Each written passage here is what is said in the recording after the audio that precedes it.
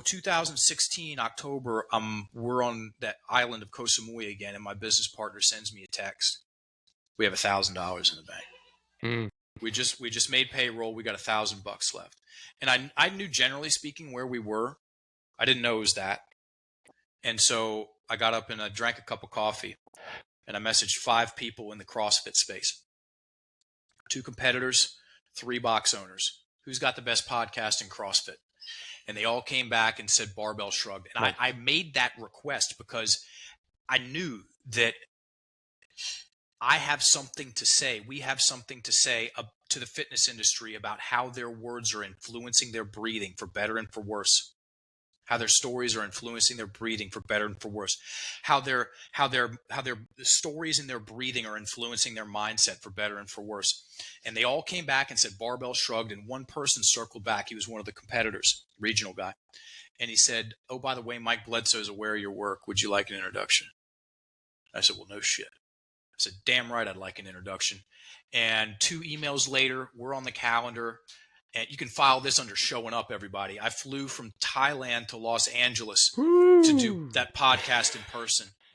And when that thing dropped, dude, we got introduced to the fitness industry through the best mouthpiece in CrossFit. Yeah. And things have been different since. Things have been very different and will always be different since. That was a before and after moment. And Mike and I, we became buddies, man. And he is a forever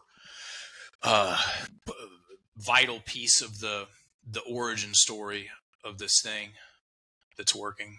No doubt, man. And that was, it's funny, you talk about Mike, right? Like that's one of the reasons why I gravitated towards a strong coach.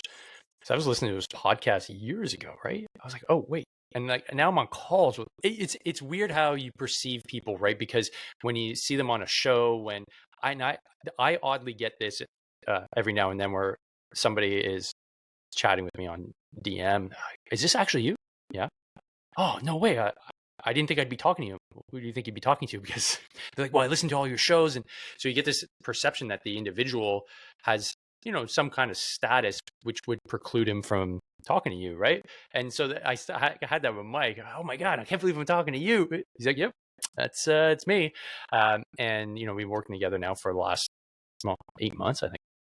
It's been really cool because I love that he's got this take on, I would call it deep health. I think is the best way to talk about it. And he's open to new ideas. And that was kind of the biggest drawing point, was that just being open to new ideas, and, you don't necessarily have to incorporate them, but just be open. And I think that's the most important thing, is the critical thinking and being open to new ideas is going to be the most important skill sets that you have moving forward, or personality traits moving forward in this crazy world that we're living in right now. We need more critical thinkers. We need more people that are open to experience and are open to just, you know what, maybe I can let that in a little bit. Maybe I can talk about breath work. Maybe I can talk about doing some coaching work and using the 4 steps to my story. Maybe this would be a little bit better off than what I'm doing right now. And seeing the positive changes move forward.